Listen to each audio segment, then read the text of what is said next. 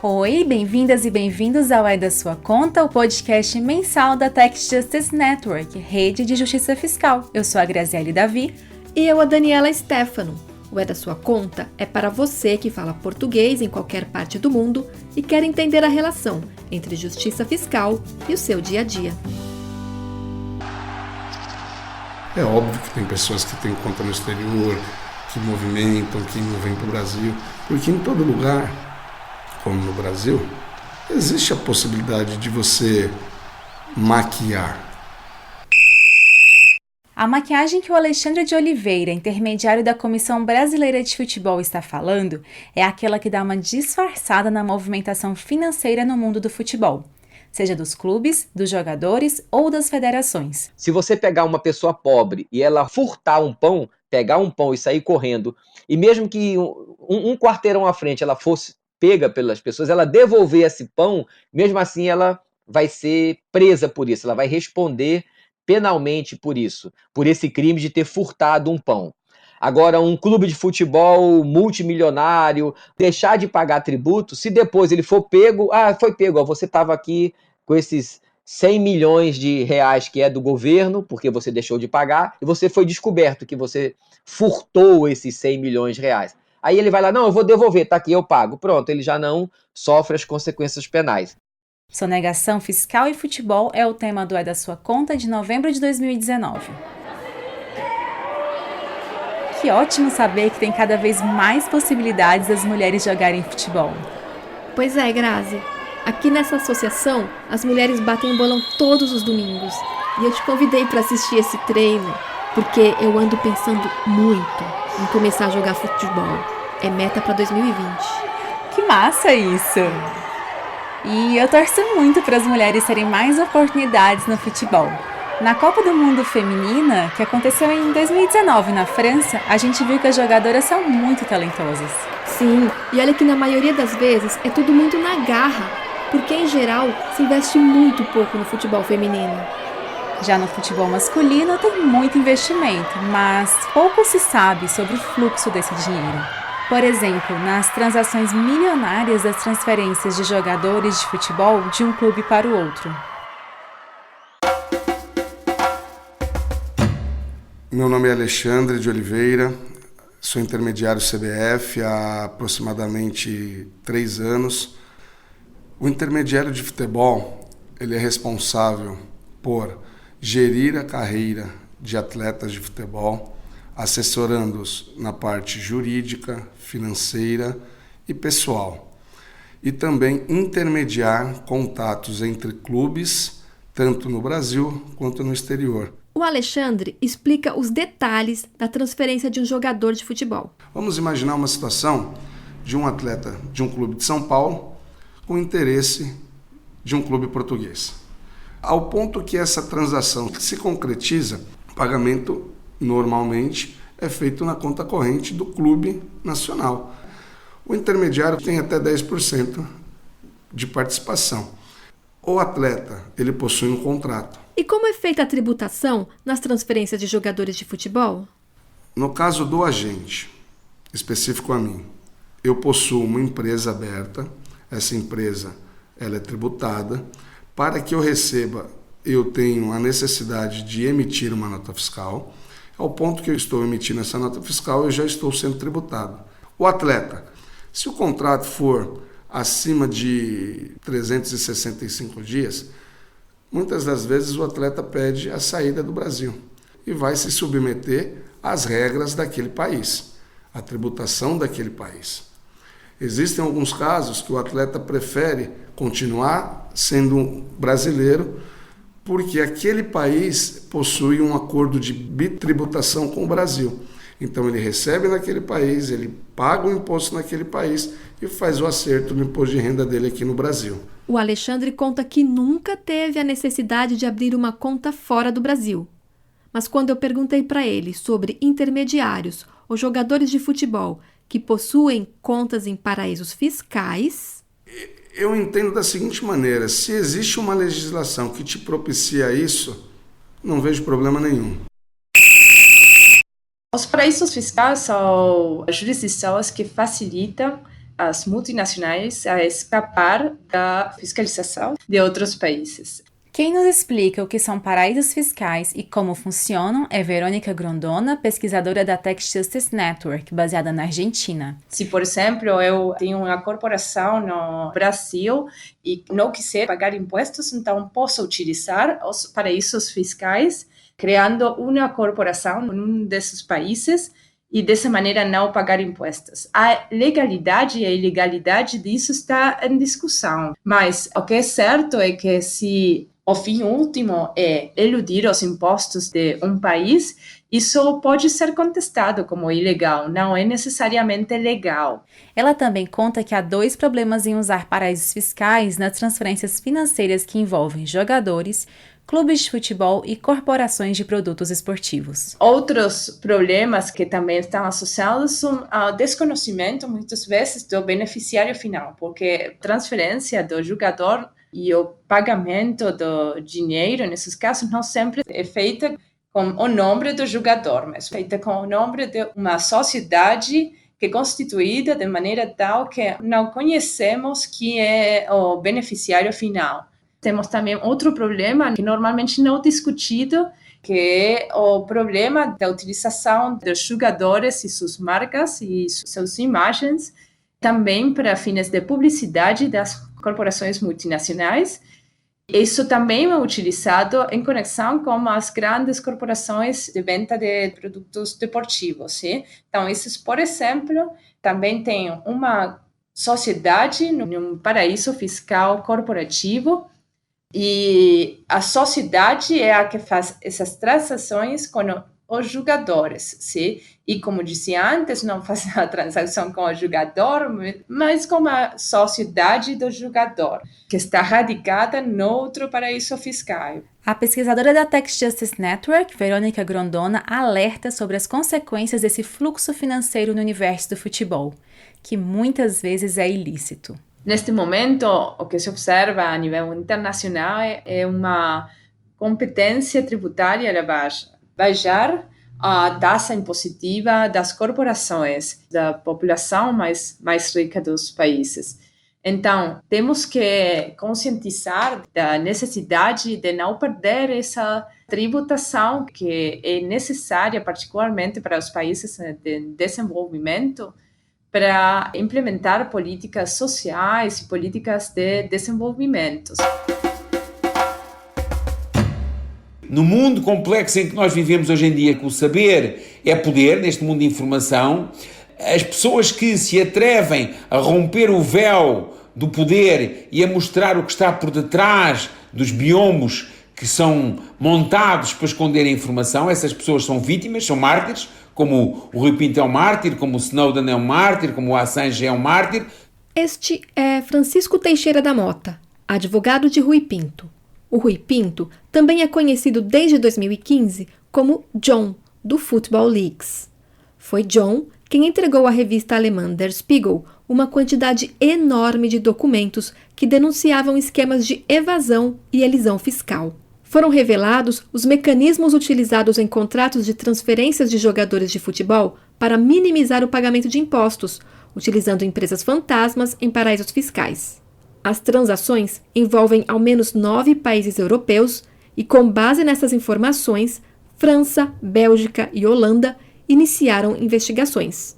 Na Espanha, o Football Leaks foi fundamental para que se recuperasse mais de 15 milhões de euros que haviam sido sonegados.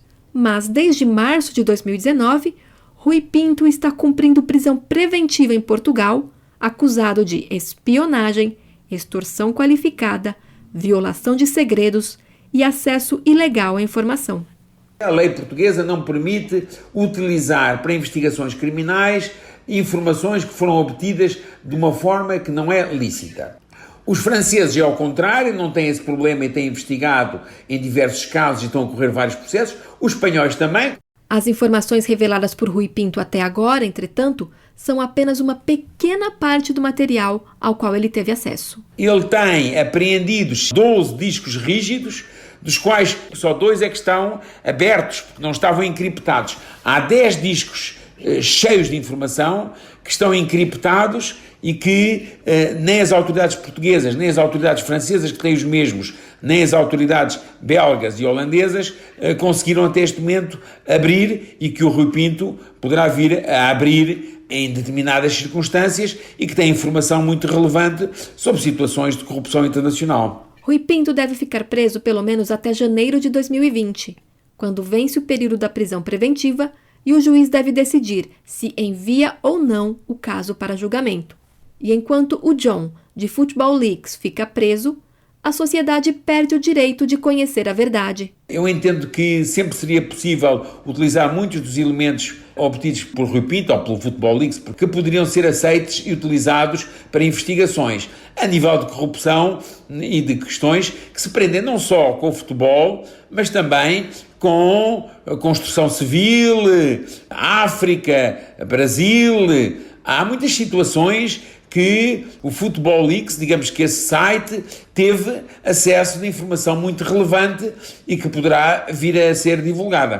Para a portuguesa Ana Gomes, diplomata, ativista contra a corrupção e por justiça fiscal, falta vontade política por parte das autoridades de Portugal em combater a corrupção e a sonegação fiscal. Um procurador francês disse ao jornal O Globo que ele é uma testemunha-chave para a justiça francesa, que ele colaborou dando dados massivos, que esses dados são da maior importância para a França ir atrás dos grandes criminosos da fraude e da evasão fiscal e do branqueamento de capitais, não só associados aos negócios do futebol, noutro setor.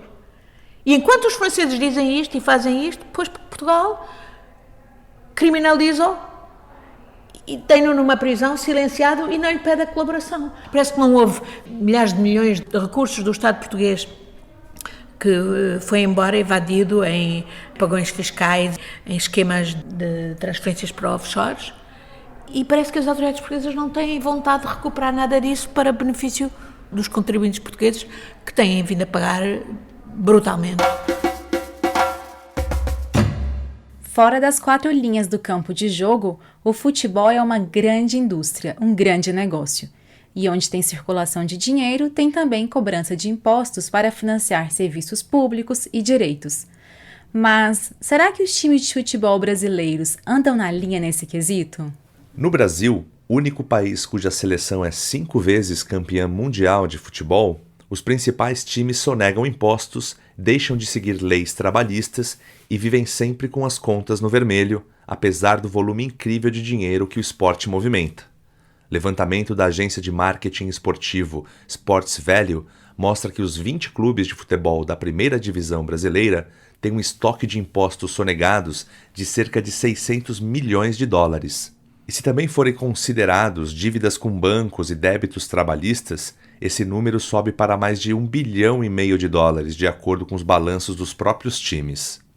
Amir Somoji, sócio-diretor da Sports Value, explica que isso ocorre há décadas e só acumula.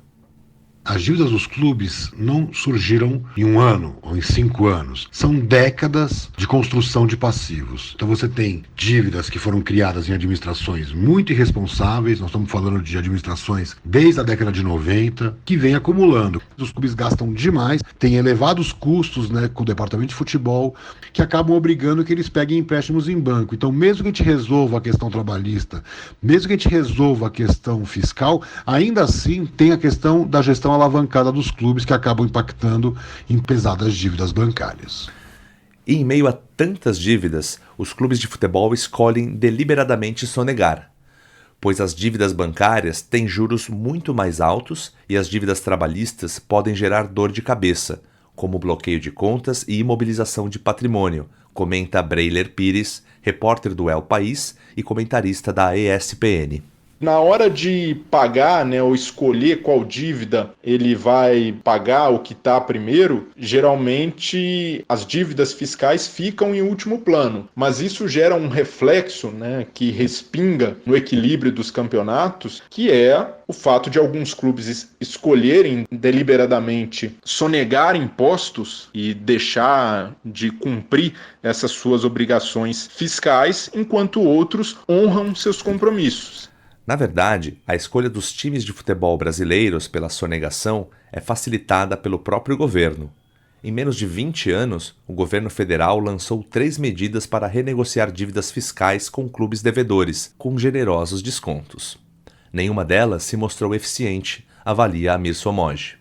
Realmente o Brasil tem se mostrado extremamente ineficiente nesse aspecto. Nós tivemos lá atrás o Refis no início dos anos 2000, depois a Time Mania em 2007 e agora, mais recentemente, o Profut em 2015. Em nenhum desses casos nós vimos redução de dívida fiscal dos clubes.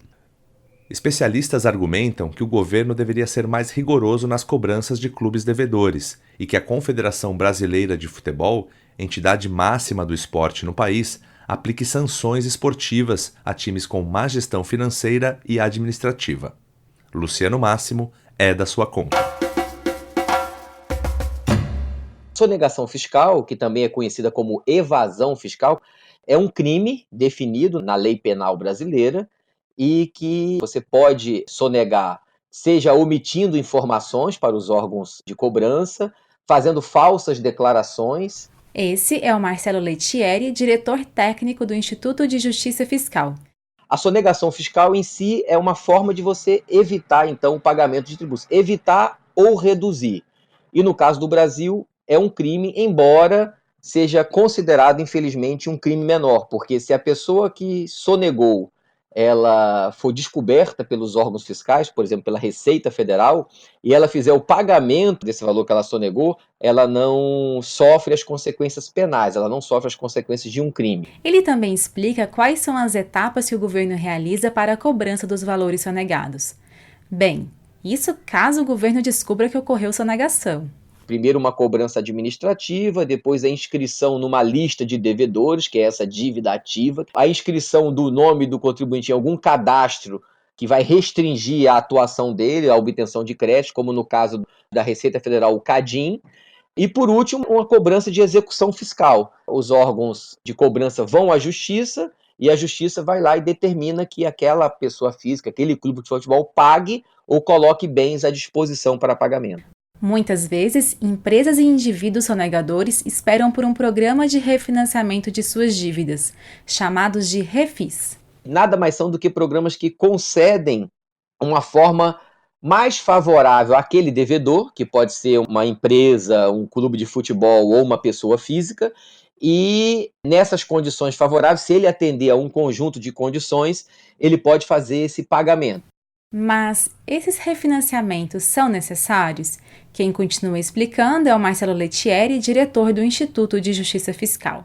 Esses programas normalmente só são utilizados e eles só são necessários quando você tem uma grande crise no país, uma grande crise financeira. A maioria das empresas ficaram devedoras, insolventes por conta dessa crise, e aí o governo não quer matar a empresa, que aí ele perde mais ainda de não ter arrecadação dessas empresas, ele concede um programa de recuperação fiscal. Então, muito esporadicamente se justifica um programa de recuperação fiscal, mas não na forma como a gente tem tido aí praticamente quase todos os anos, ou a cada 2 anos, um programa de refinanciamento. Vocês também estão com a impressão de que sonegar parece ser um grande negócio?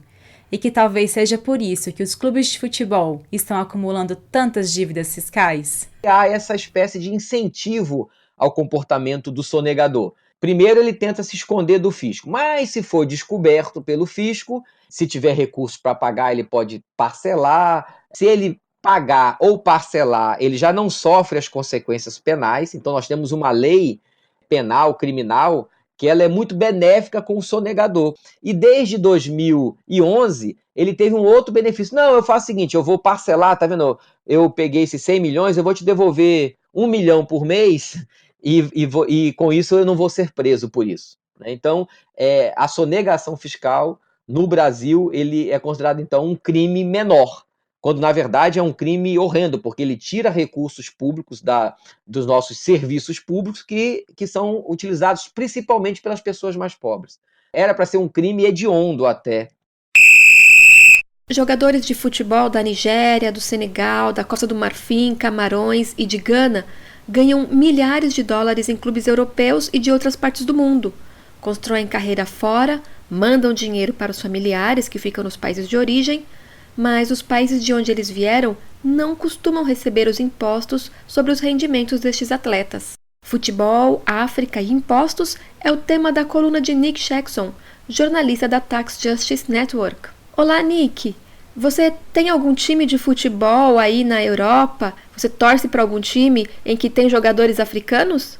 Eu sou britânico, vivo na Alemanha, mas o time que gosto mais é o Newcastle United, é um time inglês. O Newcastle United não tem muitos jogadores africanos, tem o Christian Atsu de Ghana. Eu sei que outros clubes ingleses têm muito mais jogadores africanos.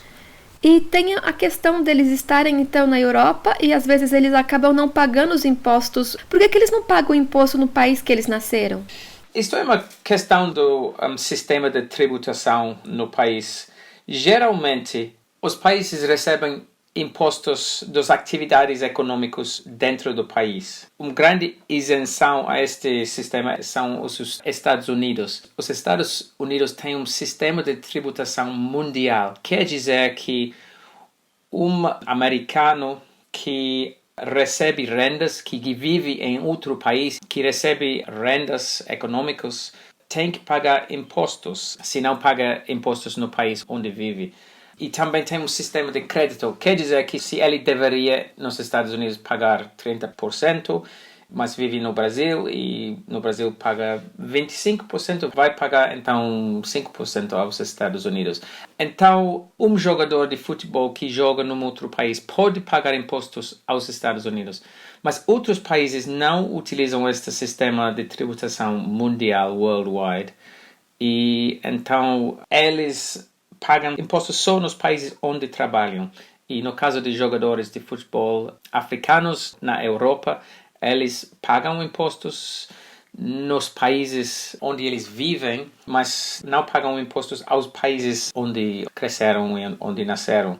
Então é um problema para a África, mas um problema do sistema de tributação internacional. Outro problema também pode ser alguém que vive na Europa, em Suíça, por exemplo, pode ter uma conta bancária local e pode receber rendimentos, pode fazer investimentos que têm rendimentos e vai ser muito fácil esconder este dinheiro. Quando não joga mais, volta ao país africano onde vive, deveria pagar impostos sobre estes rendimentos dos investimentos, mas pode facilmente esconder.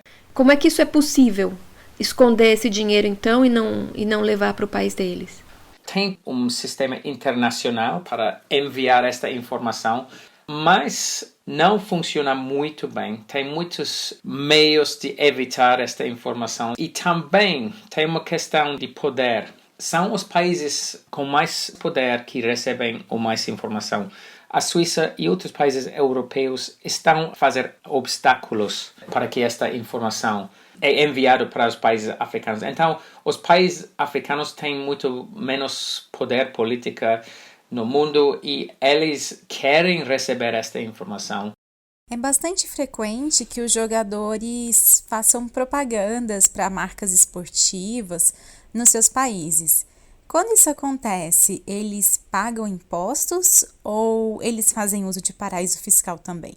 Sim, e depende da propaganda. Se é um país local, está fazendo propaganda para esta companhia local, com uma conta bancária local, então provavelmente vai pagar impostos. Mas se está fazendo propaganda para um país internacional, é possível que disse, olha, vou receber 50% deste dinheiro em Senegal, na minha conta aqui, mas vamos fazer outros 50% na minha conta em França. Tem muitas pessoas honestas que podem receber dinheiro em França, mas vão declarar, porque são pessoas honestas. Isto também. Mas muitas pessoas sabem que podem fazer esta coisa sem declarar estas rentas. O Luciano Máximo foi a uma quadra na periferia de São Paulo conversar com torcedores e boleiros de ocasião sobre o excesso de dinheiro e a financiarização do futebol. Será que isso tira o brilho do esporte? Como é seu nome? Wilson Farina. Bom, você está aqui jogando bola, você gosta de futebol? Sim, bastante. Você acha que o futebol mudou muito? Um bocado. Aqui no Brasil a gente sofre muito com os jogadores saírem muito cedo, né? Então isso que mudou mais, acho. E o nosso programa está falando justamente disso, assim, né? Do futebol enquanto negócio, do dinheiro no futebol, muitas vezes da falta de transparência, do dinheiro sujo no futebol. Você acha que o futebol está muito pautado hoje na questão do dinheiro? Tá, até porque eu acho que o mundo tá, né? As pessoas acham que tudo se justifica pelo dinheiro. Muito dessa história do dinheiro no futebol não é bem contada. Como que se acompanha isso, né? A questão de dívida no futebol, questão de transações milionárias, tem transparência para o torcedor para onde o clube investe o dinheiro. Isso tira a graça do futebol? O dinheiro acaba sendo mais protagonista do que o próprio esporte? É no Brasil, né? Então a questão de para onde o dinheiro vai, a gente está meio que, infelizmente, acostumado com bagunça, com falta de transparência, com um monte de coisa dessas.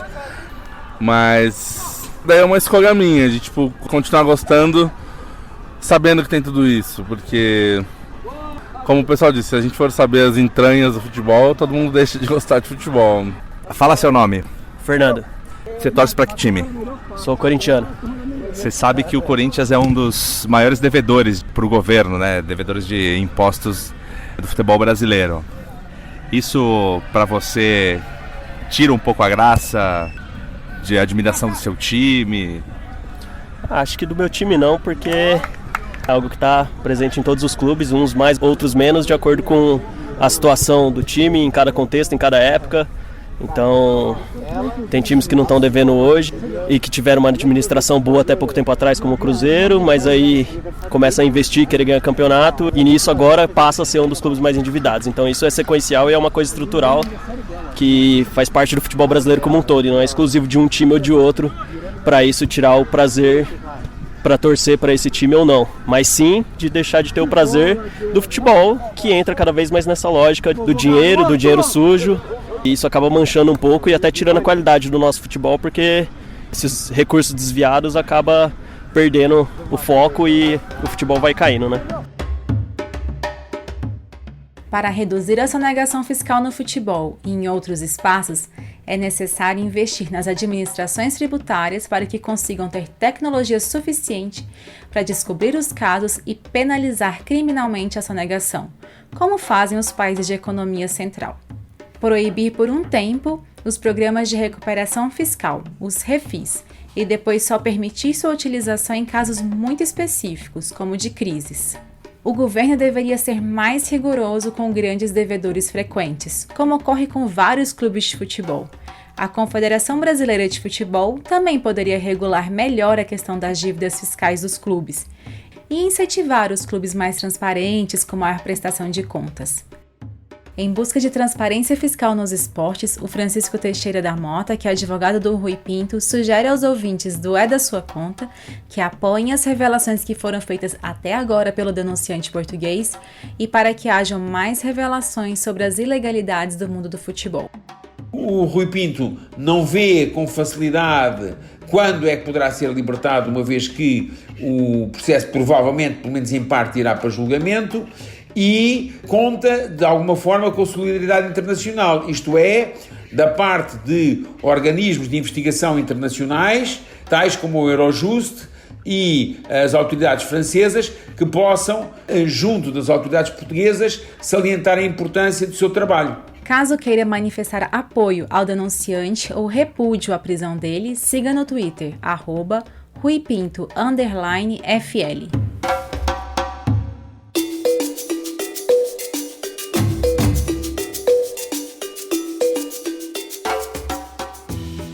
O É da Sua Conta, de novembro de 2019, contou com a coordenação de Naomi Fowler e a produção de Daniela Stefano, Luciano Máximo e minha, Graziele Davi.